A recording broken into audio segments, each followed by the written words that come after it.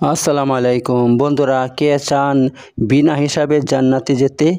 আপনাকে হিসাব দিতে হবে না, কিয়ামতের দিন এত কষ্ট করতে হবে না। তাহলে আপনি 3-4টা কাজ করতে হবে, 3-4টা আমল করতে হবে। এবং নিচে এমন 3টা আমলের কথা বলবো যে আল্লাহ তাবারক তাআলা এমন ব্যক্তি আছে যাদেরকে দেখে হাসেন, অর্থাৎ আল্লাহ যাদেরকে দেখে হাসবেন তাদেরকে কোনো হিসাব দিতে হবে না, বিনা হিসাবে তারা জান্নাতে চলে যাবে। তাহলে চলুন এখন শুরু করি। হ্যাঁ, কোন আমল করলে বিনা হিসাবে জান্নাতে যাওয়া যাবে? 1 নম্বর, আল্লাহর উপর ভরসাকারী যে ব্যক্তি, আল্লাহ রাসূল সাল্লাল্লাহু আলাইহি ওয়াসাল্লাম বলছেন, যে ব্যক্তি আল্লাহর উপর ভরসা করবে, হ্যাঁ, এবং কোনো গণকের কাছে যাবে না। নম্বর 2, যে ব্যক্তি কোনো গণকের কাছে যাবে না, কোনো জ্যোতিষীর কাছে যাবে না, জ্যোতিষীর কাছ থেকে বেঁচে থাকবে, তাহলে সে ব্যক্তি বিনা হিসাবে জান্নাতে যাবে। হ্যাঁ, তো দেখুন রাসূল সাল্লাল্লাহু আলাইহি ওয়াসাল্লাম এক হাদিসের মধ্যে বলছেন, যে ব্যক্তি কোনো গণকের কাছে অথবা জ্যোতিষীর কাছে যাবে এবং তারা যা যা বলবে তা বিশ্বাস করবে, তাহলে আমি মুহাম্মদ সাল্লাল্লাহু আলাইহি ওয়াসাল্লাম আল্লাহর কাছ থেকে যা নিয়ে এসেছি সে তা অস্বীকার করলো, অর্থাৎ কোরআনকে অস্বীকার করলো।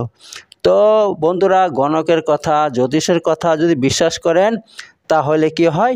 তাহলে আপনি কোরআনকে অস্বীকার করলেন। এই ব্যাপার, এত ওদের কাছে যাওয়া যাবে না। যে ব্যক্তি জ্যোতিষীর কাছে যাবে না, জ্যোতিষীর কাছ থেকে বেঁচে থাকবে, সে বিনা হিসাবে জান্নাতে যাবে। এই সে 2 নম্বর। তো আরেকটা হাদিসের মধ্যে আল্লাহ রাসূল সাল্লাল্লাহু আলাইহি ওয়াসাল্লাম বলছেন, যে ব্যক্তি কোনো গণকের কাছে যাবে এবং জ্যোতিষীর কাছে যাবে এবং তার কাছে কিছু জানতে চাইবে, যেরকমভাবে অনেকে যায়, গিয়ে বলে, দেখুন আমার হাতটা দেখে বলুন তো আমার কি অবস্থা। যদি সে হাতটা দেখায় আর সে হাতটা দেখে যদি কিছু বলে, মন্তব্য করে যে তোমার এই হবে সেই হবে, আর তা বিশ্বাস করে, তাহলে রাসূলুল্লাহ সাল্লাল্লাহু আলাইহি ওয়াসাল্লাম বলছেন এই ব্যক্তি 40 দিন পর্যন্ত তার নামাজ কবুল হবে না। 40 দিন পর্যন্ত তার নামাজ কবুল হবে না। যদি কেউ তাদের কথা বিশ্বাস করে, তবে সে কী করলো? কোরআনকে অস্বীকার করলো। এই কথা আল্লাহ নবী সাল্লাল্লাহু আলাইহি ওয়াসাল্লাম বলছেন। আর যারা তাদের কাছে যায় না, হ্যাঁ, তাদের কি হবে? তার বিনা হিসাবে জান্নাতে যাবে। তো আর নম্বর 3 নম্বর হচ্ছে যারা ফালনামা বের করে না।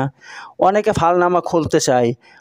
আমার কাছে অনেক মানুষ আসে, এসে বলে, দেখেন তো এর জ্বর ছাড়ছে না, ওর এই হয়েছে সেই হয়েছে, কি হয়েছে, কেন এমন হচ্ছে, একটু ফালনামা খুলে দেখুন। বন্ধুরা, যারা ফালনামা খুলতে চান, হ্যাঁ, তো জানবেন ফালনামা খুললে কখনো আপনি জান্নাতে যেতে পারবেন না।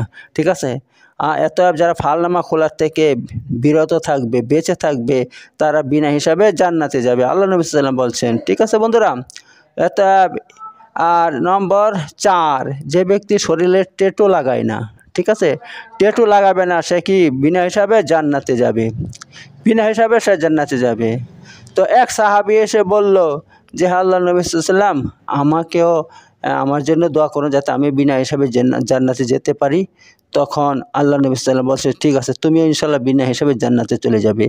তার দেখা দেখি অন্য একটা সাহাবী এসে বলল, আল্লাহ নবী আমার জন্য দোয়া করুন যাতে আমি বিনা হিসাবে জান্নাতে যেতে পারি।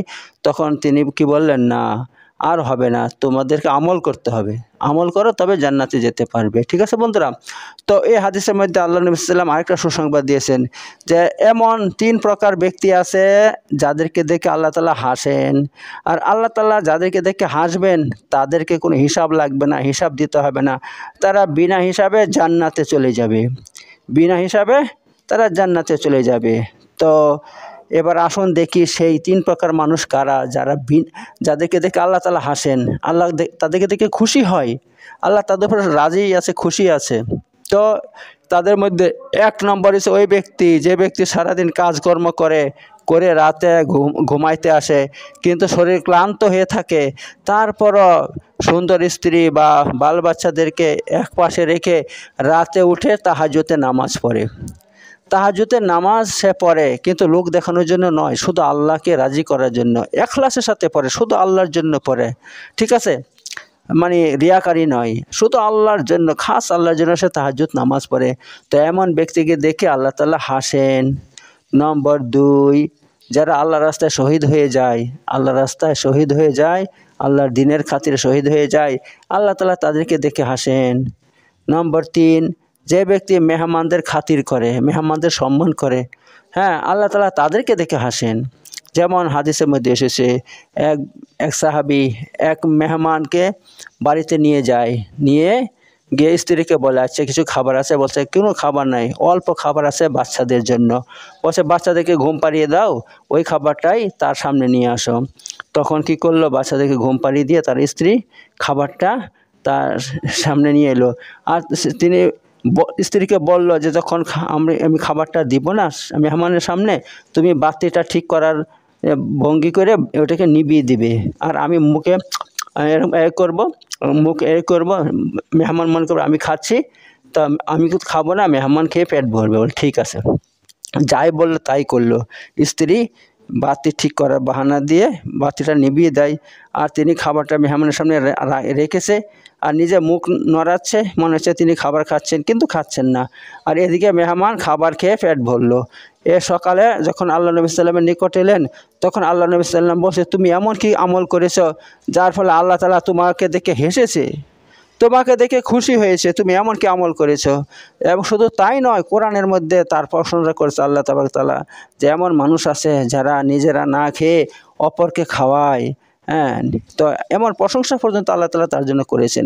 এত যারা মেহমানদের খাতির করবে, মেহমানদেরকে সম্মান করবে, আল্লাহ তাআলা তাদেরকে দেখে হাসেন। তো বন্ধুরা, এই ব্যাপার তো আসলে আমরা সবাই এই ধরনের আমল করি এবং নিজের আখিরাতকে তৈরি করি।